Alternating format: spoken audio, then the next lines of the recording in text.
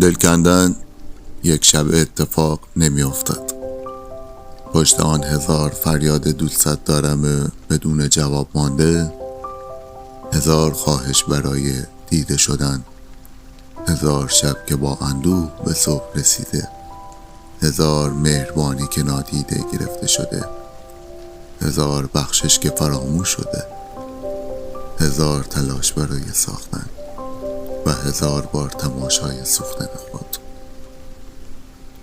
نه، هیچ کس هرگز نمیتواند یک شب دل بکند، اما میتواند در 1001مین شب آخرین رشته محبت را برای همیشه پاره کند، برای ابد.